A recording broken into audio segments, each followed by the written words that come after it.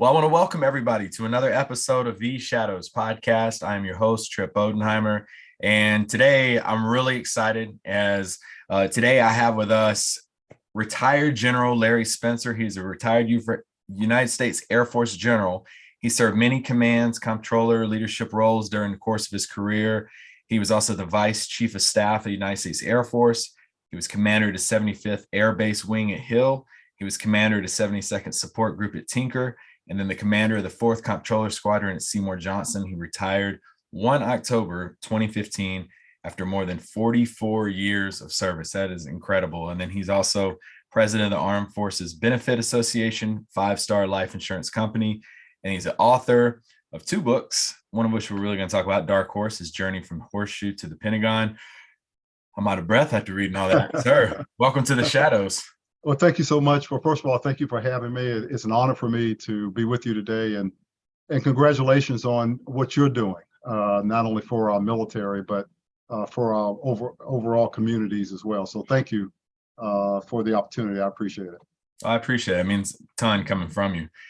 Before we get started, let our audience know where you're located at right now.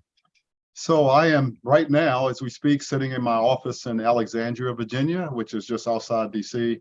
I retired from the Pentagon. I was actually born and raised in DC, so I'm from this area. So my wife and I live just south of DC, down in Lorton, Virginia, not far outside of town. So yeah, but I'm sitting in Alexandria right now, looking out the window at the airplanes landing at Reagan Airport. Wow. It's like a very nice looking office. You got very spacious. It's not Yeah, the it is typical nice background like everybody. Right. Yeah, it is very nice and very large. Yeah. But yeah, I really enjoy it. Okay. Very, very fortunate. Well, let's dive on into your journey. You mentioned that you grew up in DC. Talk to us about your childhood. Yeah, thank you for asking. Yeah, it was one of the reasons I wrote the book Dark Horse was to try to demonstrate to people that, I had a lot of folks come up to me and say, well, how you become a 4-star general? Well, first of all, I think that's the wrong question. I don't think anyone ought to be focused on a rank, whether it's 4-star general or chief master sergeant. I think you ought to do the best you can at the job you're in and let everything else kind of fall into place. But there was an assumption in that question that I had some sort of privilege, that I had sponsors, that, I was Academy grad, that I was a pilot, and none of those things were true. And so one of the reasons I wrote the book was to kind of show folks that it's okay if you started off with a challenging upbringing or start, or that you have challenges within your life. That's okay. You can overcome those challenges and still achieve your goals. So I grew up in Southeast DC, a relatively tough neighborhood, as you can imagine, a little tougher now than it was when I was there. And my father was in the Army. He was a career soldier. My mother had not graduated from high school. There were 6 of us. Again, school system not very good in DC at the time. I wasn't a very good student, even though we didn't have a good school system anyway. I wasn't very good.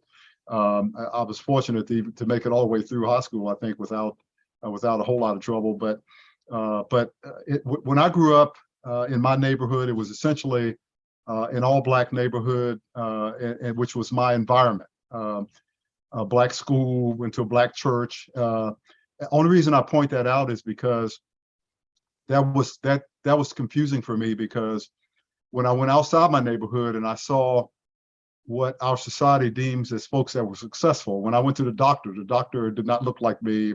The Right. dentist, when I went to, saw professional folks, so that was always confusing to me. Why is that?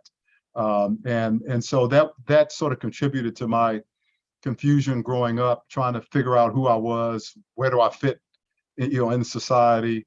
Why am I in a neighborhood like this? Is this it for me? How do I get out of it?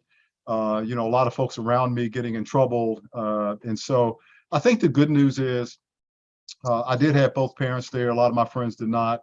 My parents were great, any money, but they, raised us with a lot of discipline. And so I was very fortunate that I think it worked out well for me. Well, I definitely want to unpack what you were saying about lack of diversity where you were growing up, and how you saw it, the everywhere else that you were looking at as well. But let's talk about your father. He was an Army veteran, right? Vietnam veteran.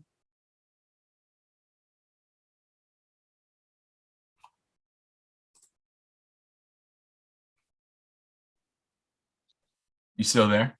I am now. You froze Okay. up there for a second. Yeah. So let's talk about your father. You mentioned he was an Army Yes. veteran. He was a Vietnam veteran, correct? No, he wasn't Viet. He was Korean War veteran. Or Korean War. So I Yes. saw something you said about freedom is not free, Yes. and you're talking about his story. Yes. You mind explaining that to us? Sure. Yeah. So my father, and I'll talk later about my experience on that farm, but my father grew up in a farm.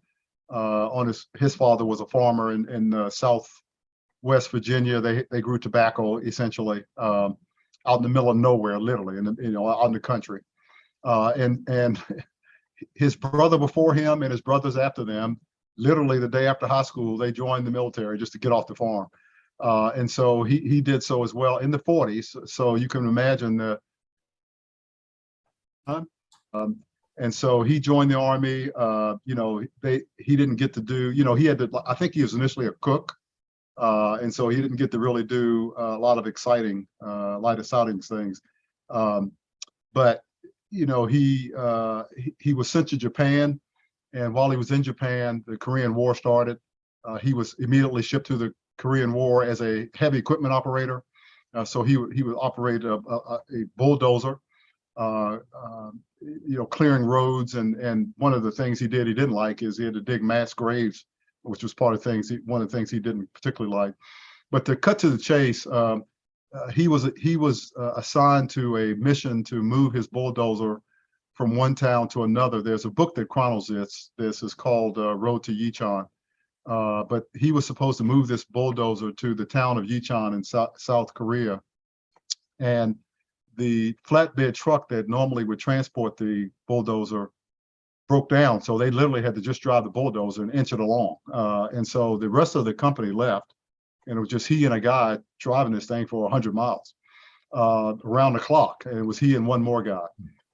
So they were on top of this thing. They came under fire. My father fell off the top of the bulldozer onto the tracks of the bulldozer while it was still moving. He instinctively twisted his body to get off the tracks onto the ground. And unfortunately, his left hand got caught in the gears of the bulldozer. As you can imagine, that was awful. So it mauled his hand. As you can imagine, back then, they don't have the combat and search and rescue that we have today. So he stayed out on a cold battlefield for a long time, fell into a coma, got gangrene in his hand. And so they transported him finally, after several days, they transported him by ship to Japan, where they amputated his left hand and then sent him back to Walter Reed in DC, which is where I was actually born at Walter Reed. Sent him back to Walter Reed for recovery. And even with one hand, he actually wore a hook in the place of his hand. Even with one hand, they initially, again, back today, wounded warriors serving is not unusual. Back then it was. I mean, they just discharged you. But he didn't want to be discharged. He didn't want to go back to the farm. In addition to being a heavy equipment operator, he was an expert marksman. And they told him that if he could pass the marksman test, they would let him stay in, and he did. They actually, as you can imagine, he had a hook on his left hand, and so they fitted his rifle with a little slot for his hook to fit in, so he could balance. Yeah, so he could balance the rifle. And so he passed the test with flying colors, and he stayed in for 20 years and retired. Wow, what an awesome story. Yeah, great. Yeah, interesting guy. Went through a lot. But yeah, he had a great career. Okay. And also you had a tremendous career, and it started when you walked into a recruiter's office. How old were you when you? 18, just barely 18. 18 years old. I'm not even sure I just turned 18. Because I graduated. Yeah. So again, I was a lot of confusion growing up in my neighborhood. Unfortunately, academic acuity was not, on the top of the priority for me and my friends, which is unfortunate, but that's the way it was. By the way, to some extent, it's still that way, because I go into a lot of those neighborhoods, a lot of those schools today and talk to folks, and it's a lot of things haven't changed that much. but I was good in sports. That's one thing I could do. Mhm. And so I graduated high school. My primary sport was football. I had all kinds of football scholarship offers. The problem was, again, my mother hadn't even graduated high school. My father hadn't been to college. I was the oldest, a lot of confusion. Yeah. And so I didn't know what to do. I had college recruiters calling my house. I just didn't know what to do. And I didn't have any mentor or anyone that could help me through that process. So I got a job in the summer I graduated from high school. It was a GS1 in the Census Bureau in Suitland, Maryland. And so I was there trying to figure out what I was going to do. And I had no idea. And so one day I walked over to a mall that's in Suitland, Maryland. It's called Iverson Mall. And keep in mind, this was the 70s. And so I know it's hard. You can see me, the audience can't, but you will appreciate this, that, I had an afro like you wouldn't believe. And of course, I wish I could grow one now, but those days are long gone. So you have to use your imagination on that one. But we got great haircuts going. Right, exactly. So I went into the mall. So the sign of the times in the 70s, I bought a purple jumpsuit with matching purple high platform shoes. Okay. And a wide brim black hat. And I had all that in a bag. And I was walking through the mall and I saw an Air Force recruiter's office. And I never, obviously I was familiar with the military with my father, but I thought the airplane pictures were really neat. And so I was just, I hadn't planned to go in. I was just standing and looking at the airplane pictures. Mm-hmm. And Air Force recruiter came out, said, hey, you think about the Air Force? I said, no, not really. And he looked at me, I guess, because I'd been lifting weights and all that. He said, well, you play football? I said, yeah. He said, well, how'd you like to play for the Air Force? I said, Air Force got a football team? He said, yeah. So anyway, I went in and I said, tell me about that. Because he wanted to talk about the Air Force. I wanted to talk about football. And so he said, well, Roger Staubach, he gave me some examples of folks in the military that played at their academy. Yeah. Now, keep in mind, not only was I just a high school, I hadn't been to college, so I just graduated high school, but not very good, but not very strongly. So I didn't have, great SAT scores, any of that. But what he said was, so here's the plan. He said, if you join the Air Force today, it was one of those things, but you got to do it today. He said, if you join the Air Force, what we will do is you will go to basic training down at Lackland. And when you graduate Lackland, we're going to get you in the Air Force Academy. And then you're going to go to the Air Force Academy. And then at the Air Force Academy, you can play football. I said, sign me up. Yeah. So I joined. And my parents didn't know anything about it. Now, obviously, what he described as a path to the Air Force Academy was not impossible, but certainly not practical. And not in my case. I couldn't have gotten in the Air Force Academy with my SAT scores at that time. And I'm not sure that path would have worked anyway. Mm-hmm. So to make a long story short, I went to basic and I enjoyed it. I mean, folks generally view basic training as, something they have to get through. I had fun down there, and I liked it. All the discipline and stuff, I viewed the TIs, were kind of like football coaches to me. So yeah, they were yelling and screaming, but they were only trying to make us better. So I appreciated it, the drill, the ceremony. I loved it, the opportunity to lead. And so I finished basic training and went to my first base and just went from there. Eventually I got finished my degree while I was on active duty and got commissioned. But being enlisted in the Air Force, I loved it. It was great. You mentioned earlier you grew up with some confusion, and then you also came into the Air Force, 1979, 1980? I was commissioned in 1980. I came in the Air Force in 71. So 71. Yes. Obviously a different time than it is now. And now absolutely diversity, equity, inclusion is such a big thing. What were some of the early struggles you had to go through early in your career? Yeah. Keep in mind, that was the 70s, civil rights movement, a lot going on. Martin Luther King was killed in 68. Bobby Kennedy was killed in 68. So I grew up with all that, Vietnam protests in the streets, Vietnam, all kind, it was an interesting time. I mean, because it almost was like the country was coming apart. I mean, everybody was protesting about everything. And, we had the sort of protest back a year or so ago after George Floyd was killed. Think of that as the norm when I was growing up in the 70s. I mean, it was, of course, you had hippies. In fact, my mother called me a hippie, but you had, it was just an interesting time in our society. And by the way, I think, as I told folks about the George Floyd spurred protests, in our history, every time we've emerged as a stronger leader a stronger country when we came through those. So I always told folks, don't worry. I mean, we will be stronger because of this. But so yeah, it was an interesting time in the country, particularly for civil rights. And when I came in the Air Force, there were a lot of racial issues. And you may recall, if you've read the history about there was actually riots at Travis Air Force Base, I think, out in California back then.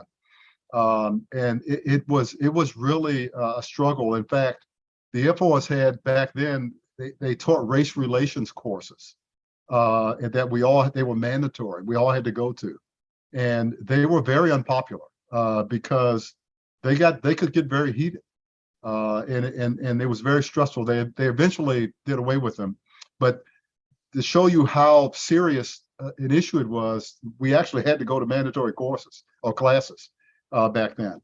And so, yeah, I ran into challenges along the way. One of the examples I give in the book is when my first base was Pope Air Force Base in North Carolina, and I was playing on the flag football team, intramural team for my squadron, and we were getting our butts kicked on a game. I mean, the team, they were just better than us, and in particular, the defensive line, these guys were good. I mean, they were in our backfield every play, so they were just better than we were, and we were frustrated. And so coincidentally, most of the defensive line they had were African American. And so we were in the huddle, frustrated, again, getting our butts kicked. And one of the folks in the huddle I don't think he realized where he was at the time. Yeah. But he just yelled out, he said, would somebody please block those N-word on the defensive line? And I was shocked, but and we all sort of kind of gasped at the time. And interestingly enough, the referee for the game, one of the referees who was standing outside our huddle, also heard that, and he was African American, so he didn't appreciate it. So he got kicked out the game, and they dealt with him. But I guess the point I'm trying to make, though, is those type of issues happen more frequently than most people like to admit. Right. And I try to chronicle some of those in the book, not to talk about them in a negative way in that sense, but to let people know that's how things work. And that's what I had to deal with. I remember even in 1980, when I was first brand new second lieutenant, I was at Robins Air Force Base in Georgia. And the boss I had was great. He was a great guy. He took me under his wing, just a really great mentor. But he took me around the base, and I was a comptroller. I was an FMer. And he took me over to the base FM chief who was for Robins. And I went in and sat down. He was an older guy. You have to picture this guy. I mean, he was sitting at his desk. He was chewing tobacco, had a can on his desk. He was spitting it, half of it on the desk and half of it in the can. Had a real strong Southern drawl. Nothing wrong with the Southern drawl, but I'm just painting a picture of what I was looking, here's the guy from DC sitting in the room with this guy. And he looked at me and he said, welcome to Robins. He said, now, a lot of, I think he used the word colors. See, a lot of colors around here are, kind of uppity and, don't really know how to stay in their place. But he said, if you learn how to stay in your place, you'll be just fine. And I didn't know how to react to that. I looked at my boss, and of course he was appalled. I mean, he was a great guy. And so he after we left, he apologized profusely. I said, hey, don't worry. I know it's not your fault. But here's the only point I'm making by identifying some of those examples in the book is, when I came in the Air Force, that's what the military and that's what our country was like. And that's what I had to navigate through. on my way, up the chain in the Air Force. I appreciate you filling me in on didn't know about the race relations courses. Yeah. But it's crazy that you said they weren't very popular. No, and no. But now it kind of goes to show how much we've grown as a society to where now Correct. crucial conversations is like a certification people are running towards Correct. wanting to have Correct. conversations. Yeah, I think we talked a little bit earlier about about resiliency and PTSD and those sort of things. I think people are, for the most part, are starting to understand issues, like why resiliency is so important, why topics like unconscious bias and those kind of things. We're starting to understand what they are, and more importantly, we're starting to talk about it. Yeah. I was talking to, actually, it was a retired Chief Master Sergeant, of the Air Force, Chief Roy. Yep. He and I were talking the other day, and we were talking. One of the points I made to him was that, our country, without getting political at all, I think most people would agree our country is divided. I mean, it just is. Right. And that's unfortunate. But how much stronger our country would be if we would just talk to each other. And more importantly, would listen, and without passing judgment, without getting mad, And by the way, I try to make it a practice of doing that, of finding people who think differently than I do, who view the world, have a different life lens than I do, and just asking them, okay, you feel like this way about a certain situation or a certain issue. Help me understand why you feel that way. Right. And I may or may not change my views. By the way, sometimes I do. Mm-hmm. But I may or may not change my views, but I do walk away understanding why a person feels the way they do. I wish our country could do more of that. Frankly, I wish the Air Force could do more of that, and just sort of talk to each other and say, well, why do you feel that way? Why do you see the situation that way? And just so we can understand, and we've lost this notion of you can disagree with someone without being disagreeable, or you can disagree with someone without disliking them. We've lost that, and I think that's really unfortunate. No, it is. You're right. You can sit there and talk to someone and have a great relationship with them, then you disagree on something personal. Exactly. Yeah. No, that's a great way to look at it. And you also spent time, you commanded a squadron, a group, a wing. Talk to especially like our non-military listeners out there about like the significance of being in charge of a squadron, a group, and a wing. Yeah, it is the best job in the Air Force to be a commander. There's nothing more valuable in the military or in our country than our people. And as a commander, you get to command the daughters and the sons of our country, and you have a common mission that the Air Force provides us. And you get an opportunity to be a leader and to lead that group to get the mission done that you're assigned. There is, in my opinion, nothing better. It is, and I got to do that during, Desert Storm. I got to do that during Operation Iraqi Freedom. And so to do it both in peacetime and wartime is just incredible. And so, as a wing commander, I think for your civilian audience, some folks equate a wing commander to a mayor of a city. And it is similar because a wing, as you know, a base is like a little city. I mean, you've got, trash collection, people cutting grass, you've got personnel, you've got maintenance, you've got civil engineering, people fixing toilets and roofs. I mean, it is everything that a city has. Except you are, you're in the military, you have a common mission and a common goal, and there is nothing better. I mean, I do miss the people in the Air Force. I don't miss the Air Force so much. In fact, I was in the Pentagon doing a briefing yesterday, and man, I was happy when I walked out of that building yesterday, but because I don't have to go back. But it's that camaraderie, that sense of patriotism and that sense of service there's nothing like it. And so, yeah, I really, really loved it. What was the most rewarding part for you? Is there that one moment that stands out where that you still remember the most? Yeah, that's a good question. And I actually touch on this in the book as well. The one that many stand out over 44 years, as you can imagine, but one that stands out in particular was when I was a squadron commander at Seymour Johnson during Desert Storm. And we were about to go to war. And keep in mind, I don't know how many people really think about this. Fortunately for the United States, we hadn't been in a war since Vietnam. Yeah. So a lot of folks had come in and done 20 years and gotten out and really never even deployed. You may not remember that. I mean, when I came in the Air Force, nobody deployed. We didn't even use the term deployment. So that's new now that people deploy. And so as we were building up for that, and keep in mind, I was a comptroller, so half of my squadron were civilians.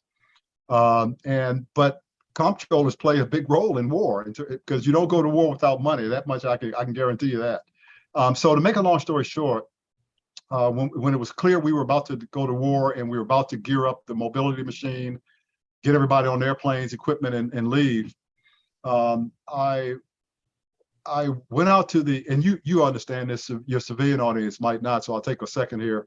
You understand what a chalk is, but essentially, Seymour Johnson was a point of embarkation, which means a lot of airplanes and equipment coming from the west going east stopped at Seymour Johnson. And literally, I can remember being on the flight line at 1 o'clock in the morning as one airplane was taking off, another one was landing. I mean, it was an incredible thing to see.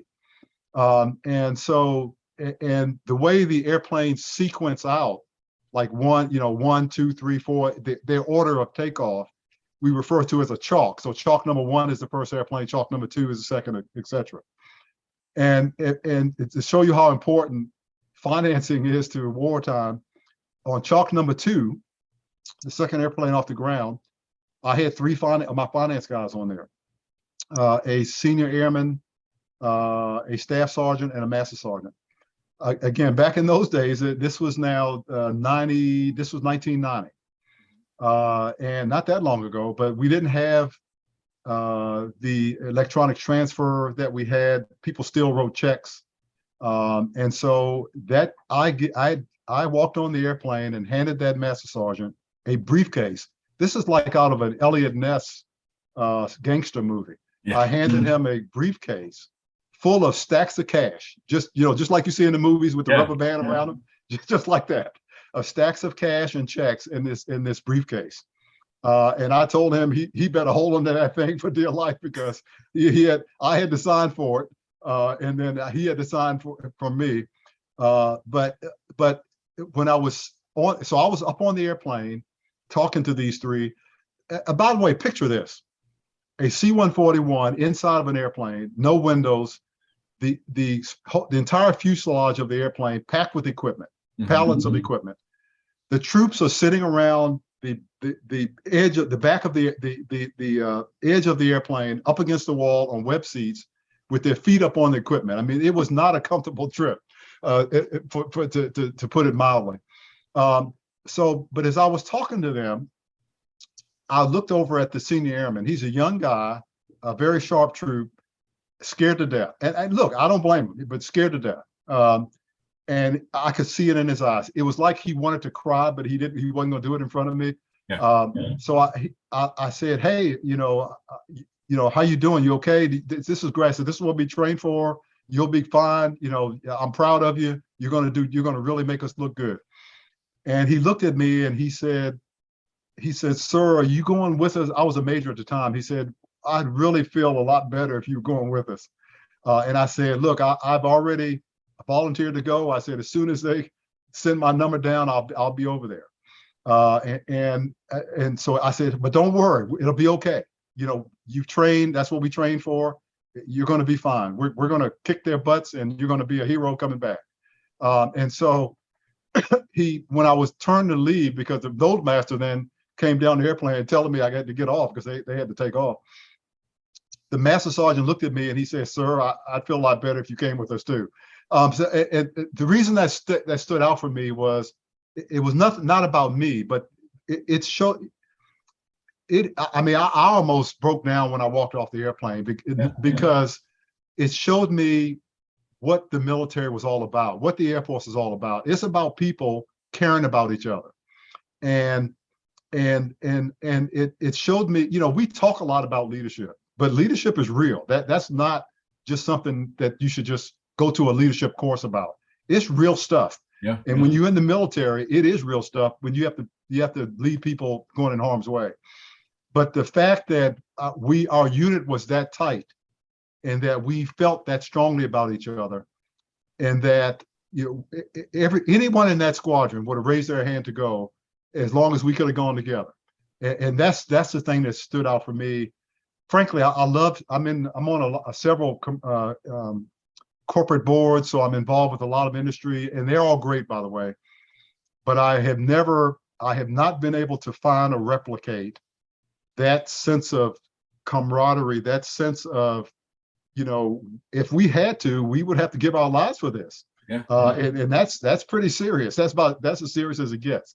So that moment stands out for me because I understood leadership. I understood camaraderie. I literally loved my squadron when I was there.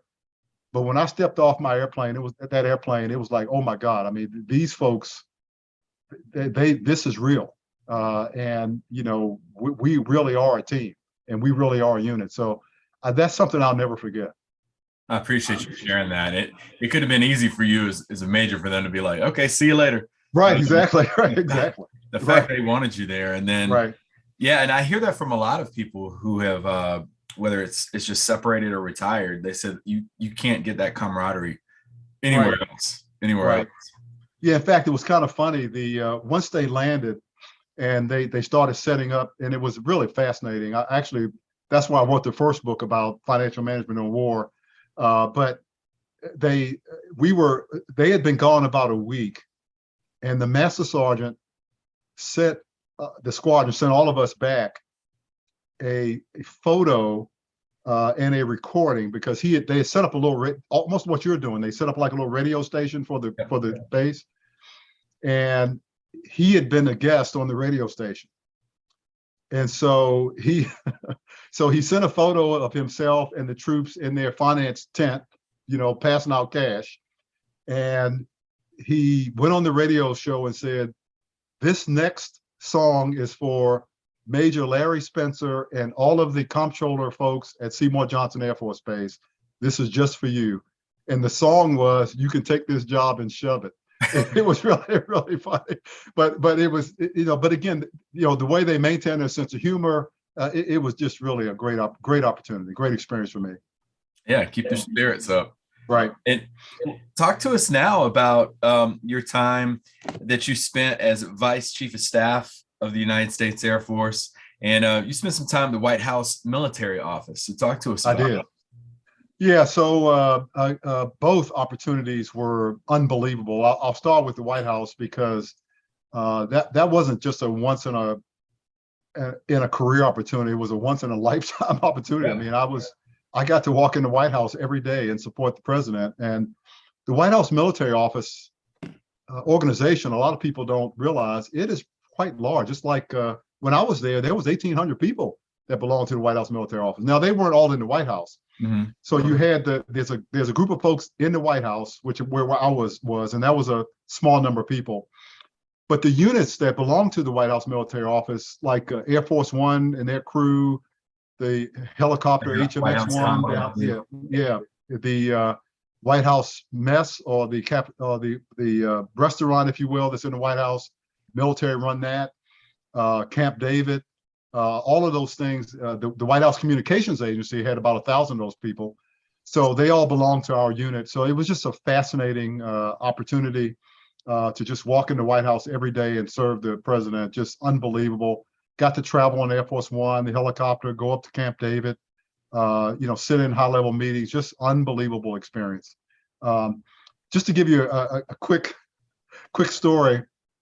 And don't forget, I need to talk about Vice Chief of Staff here too. But one of the things in the White House, we actually essentially wore suit and tie to work, except for Wednesdays. Wednesday was uniform day for whatever reason. I guess they wanted to make sure we could still fit in our uniform. In fact, you may recall back during the war, everybody wore the I don't know what they call them now, whether they call them ABUs or what it's called now, but CPs now. okay, so BDUs. But we went for a period of time. Everyone wore that uniform, and I remember when we were coming out of the war, everybody we were told to go back in the blues. I was in the Pentagon at the time, and my boss said, "There's something strange about my uniform." He said, "When I hung up my blue uniform, it shrunk." I said, "Okay," but so I'm in the White House and I'm in a suit and tie. It was a very nice day, so I went out on the Pennsylvania Avenue side of the White House. Again, I'm just eating this up. I'm a people watcher anyway, so I'm just out there watching people, just enjoying it. And that, by the way, that was before 9/11, so it wasn't blocked off. So there was millions of people up and down the street in front of the White House. And so I'm out there, and I was inside the fence, so I kind of walked out, and there were two nuns, literally two nuns, who very nice. They walked up to me, and they looked at me, and they said, "Oh my God, Colin Powell, we're so happy to meet you. We so admire you." And I said, "Ma'am, sisters," I said, "I'm really sorry, but I am in the military. I will admit that, but I'm a lieutenant colonel. General Powell, he was a 4-star general. I'm sorry, but I'm not Colin Powell. Sorry to disappoint you." And they looked at me and they said, "Well, we know you can't say anything, so that's okay. But do you mind if we get a picture with you, General Powell?" And I said, "Okay." So to this day, I'm sure over their fireplace mantle they have their picture of Colin Powell on there. But great opportunity, great job. Enjoyed every minute of it. Vice Chief of Staff. Never ever thought I would get a job like that. And incredibly honored to be selected for the job. Wonderful opportunity, busy as you can imagine, 24/7. Never really a day off, but loved every minute of it. To help the Chief of Staff run the entire Air Force, I mean, it doesn't get any better than that. Yeah. And for me personally, because I had a financial background and because I had spent a lot of time in the Pentagon, it worked out great because the Chief of Staff at the time, Mark Welsh, who was a great chief, I really enjoyed working for him. He went out and traveled as he should. He was overseas and traveling with bases and meeting with the troops. But I was the guy that got to stay in the building and go to all the meetings, all the POM meetings and all that stuff, which most people hate, but I actually enjoyed it. And so it was great. Again, it was. I got to do a lot of things, go meet a lot of people, go around and visit with troops. I got to run programs like the sexual assault program and things like that. Got to go to the Hill more often than I would have liked to, but to go over the Hill and brief members of Congress and go to the White House and meet with the president, just unbelievable experience, one that I could never have dreamed of. But clearly, I was ready to retire after that because I was convinced it couldn't have gotten any better. So it was truly an honor and a privilege to serve as the 37th Vice Chief of Staff of the Air Force. So before we put a bow on your career, what was your first interactions you had with the president? I'd had other. Well, keep in mind, and in fact, I actually talk about this in the book, but in a different context. I've had the opportunity to meet several presidents just by coincidence. The first one was George H.W. Bush. This was during the Desert Storm War. And as the war was winding down, he came down to Seymour Johnson and met some of the troops that were coming back. And so I got to meet him, and I was in the White House when President Clinton was there. I got to meet President George W. Bush, and also President Obama was in office when I was in the Pentagon. So I got to meet several presidents. I got to meet President Obama, which is the most recent. I think the first time was in a tank meeting. And for those of you who are not aware of the tank is a meeting in the Pentagon where all the service chiefs meet with the chairman of the Joint Chiefs. Oftentimes the Secretary of Defense is there, and occasionally the president comes in. So it's just a room in the Pentagon. They refer to it as a tank. It's got a door on it, about a 2 feet thick, so you can't get in there. no windows, or at least windows that you can't see out of. But as you can imagine, pretty high level discussions in there. There's a beautiful picture in there of President Lincoln talking to his generals, and that's sort of emblematic of what this tank is about. Yeah. Where the top service chiefs come to meet with the senior leaders, and in most cases the senior civilian leaders, and talk issues. So generally it was at a meeting like that, or President Obama once had, it was kind of interesting, out of the blue. And the reason I went, the chief of staff was out of town.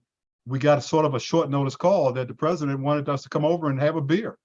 And so we went over to the Rose Garden.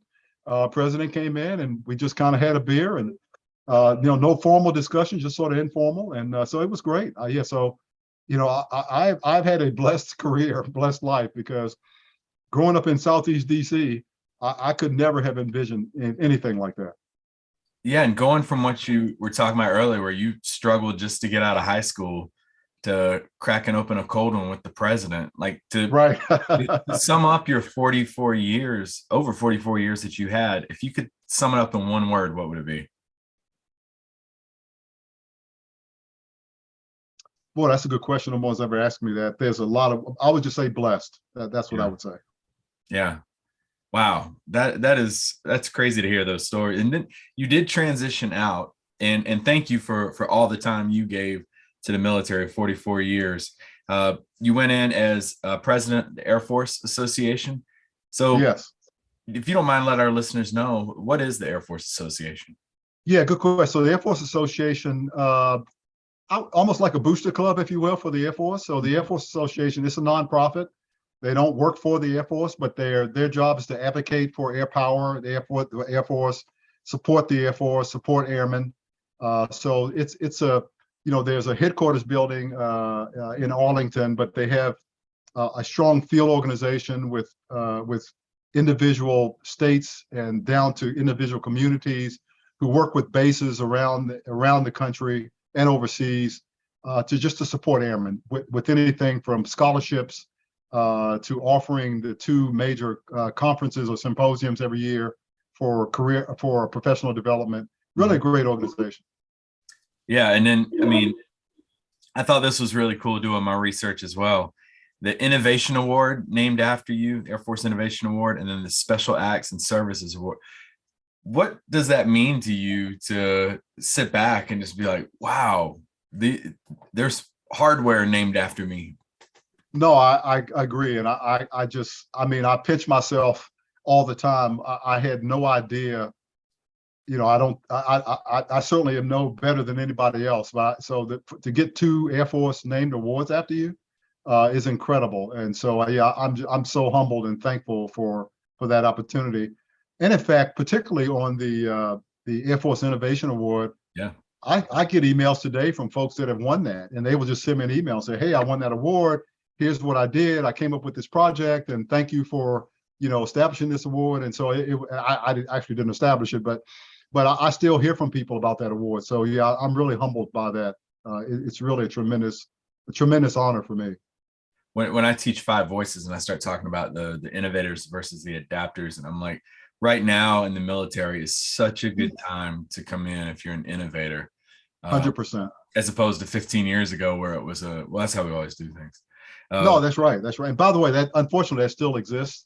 Yep. And, I told folks when I was in the Air Force, and I tell folks here, a great day at work for me would be, I would come into work and my assistant would say, hey, you've got a line of 50 people outside your door. They want to come in and give you a new idea on how to do things better. Unfortunately, that doesn't happen that often, but that would be a great day for me. So I hope folks realize that. I think a lot of folks feel like, well, I'm on a wing, I'm an airman, nobody's going to listen to me. Please, those are where the best ideas come from, and you need to. And most good ideas come from the bottom up, not the top down. And we need those voices to push up those good ideas. Folks out there turning a wrench on an airplane, or in civil engineering, or in finance, or in personnel, or wherever they work. They see day to day, they see the Air Force mission happening day to day, and they know how to do it better. and they know areas where we're wasting money or wasting time or wasting equipment.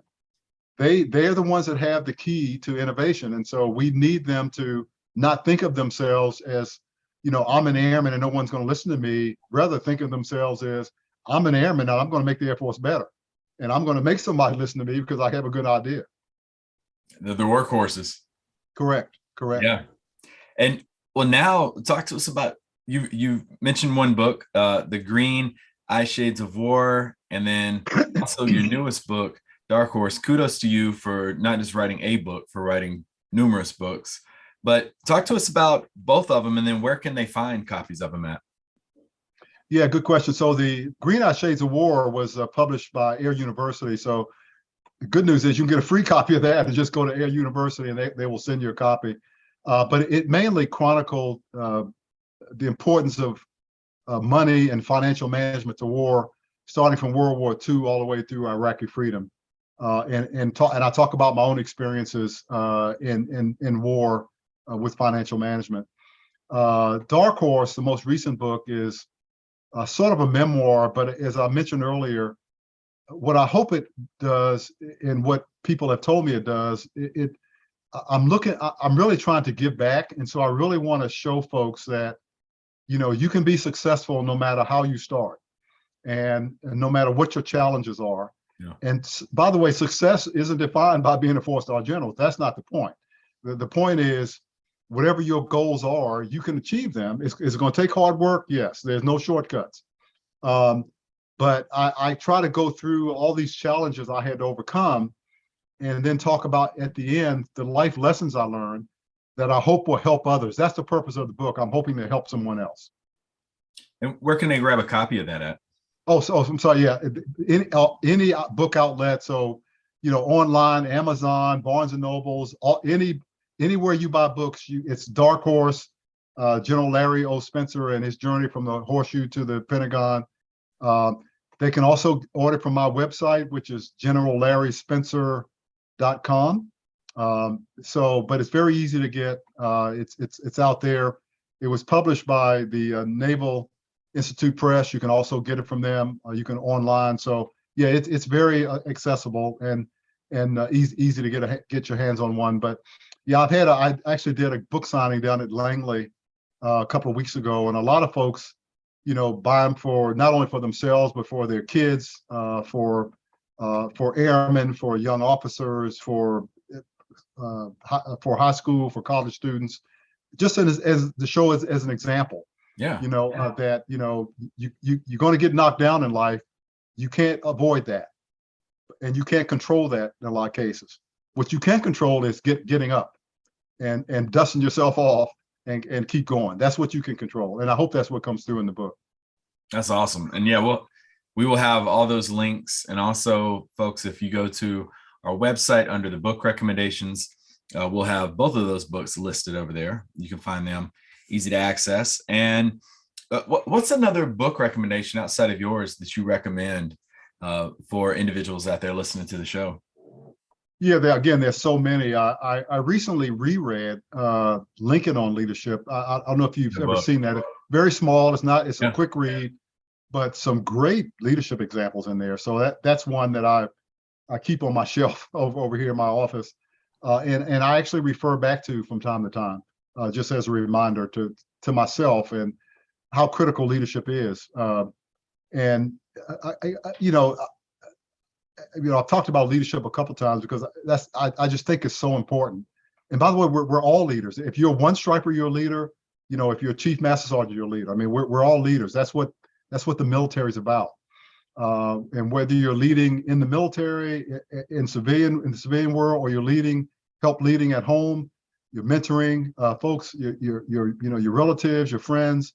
I mean, that's, in my view, one of our purposes here in life is not to accumulate all we can accumulate and sit back and count our money.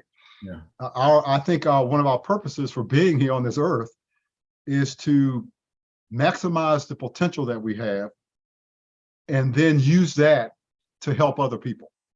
And so I think that's really important to, look around us and see how we can help somebody up that's down.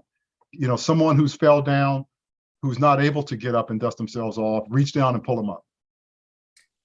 That kind of goes into my final question I had for you here is, when someone mentions your name 50 years from now, what do you want your legacy to be? Wow. Yeah, I've never thought about that. What I hope my legacy, I don't know if the term legacy almost sounds too lofty for me, but it's fitting. It's fitting. But I hope my legacy will be one of a person that really worked hard and tried to do the best that he could. Remain humble, remain thankful for everything that he has, and try to help other people. I hope that's what that would be for me. I hope that's how people would describe me. Yeah, I've picked up all of that from this conversation here, so I think that's pretty spot on. Well, I can't thank you enough for taking time out of your extremely busy schedule to be here. What final comments do you have for our listeners? Just for those of you in the military, thank you for your service. Congratulations. Realize that what you're doing is really important. When people walk through the airport and see you in uniform and they say thank you for your service, they really mean it. So thank you for your service. Thank you for what you're doing. For those of you who are not in the military, thank you for supporting this podcast. Again, you're doing something really important here. You're communicating some crucial information to folks that need to hear it. So thank you, those listeners that are out there that are supporting this podcast. I certainly support it, and I'm one of your evangelicals now. So I will certainly pass the word as best I can.